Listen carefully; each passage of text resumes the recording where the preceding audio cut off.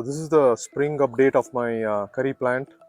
So if you are really concerned about putting it on the ground, here you go. Actually, I did show you how we protect it in the winter, and definitely go back and look at the video. I'll just put a link on this and how we protect it in the winter.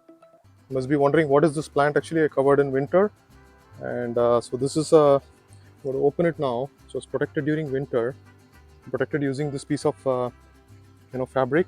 And so this is a curry plant actually, right? So it's almost spring here, first week of April, tail end of the first week of April.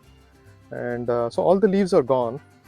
And what I did was actually during March or April time frame, so I did prune it actually. So it was completely dried out and all the leaf fell off. And I did prune it here, and then I pruned it here also, over here. And here also I'll show you where I pruned it. And somewhere over here I pruned it actually. So you see this actually, how it's growing. Look at the leaves, right? So it's all kind of a nice and dark color. And it's been used in the Indian cuisine for hundreds of years, and it's grown in India and southern part of India. And so it has got vitamin A, B, and C. It is really good for health, and definitely suggest you to add these as herbs or garnishing your different food actually that you're making. Make another video of how this is being used in the Indian cuisine, and definitely do it in the future. But if you're worried about just putting it in the ground actually, so see, I have put it on the ground in the zone 9. I live in zone 9, and this year in 2022 and 2023 the winter has been just brutal actually. It's a long winter, and I did successfully protect it.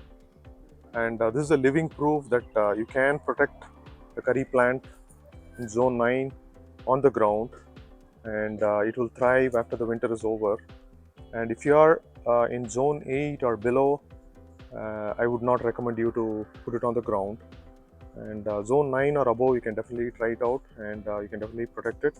And it's been just growing pretty good actually. So, and I do show you another plant actually, which is I've been growing it in the pot, and definitely growing in the ground once it has a lot of sun. And so once it has some water, once it's established, starts growing really nice. And I have to harvest it. It's been like 3 or 4 weeks. It's already so this place has been getting a lot of good sun. So definitely put it in the ground and don't be worried. And keep one in the backup and keep one in the pot and put it in the ground, so you can get a lot of harvest.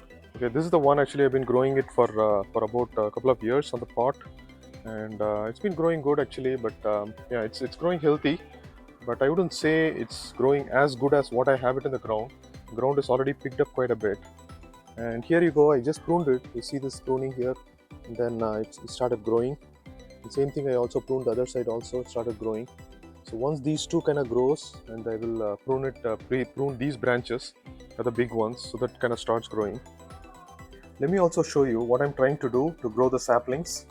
So one of the things that I learned is, when I cut the branches, so you see these branches actually, the branches that I cut, what I showed you in the pot, that's what I planted here in the pot, in this pot actually. So I can make another video of this. So there are some learnings. What I've done with this pot is I've kept it in the shade for about a couple of weeks now, and I'm not going to move it to a sunny location yet.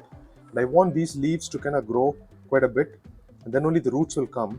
The other learning I have is, see these ones actually, the big branches, the big ones actually, it's almost slightly less than a pencil thickness. So the one which is like very thin, I would probably say this one is probably about 2 mm. Anything less than 2 mm will not survive, and anything that is probably at least 10 mm, right? So that will start growing. And once it grows, I will move this to a sunny location. And if you look at it, it may look dry, but actually there's a lot of water content inside. So if you look at it, there's a lot of water content inside. So I'm not going to water it. I'm not going to water it often. I'm going to wait until probably another day and water it. So hopefully you learn some tips about the curry leaf, how to grow curry leaf plant. And if you really like this video, please do click like. If you are new to this channel, please do subscribe. I will see you soon in another video. Thank you. Bye.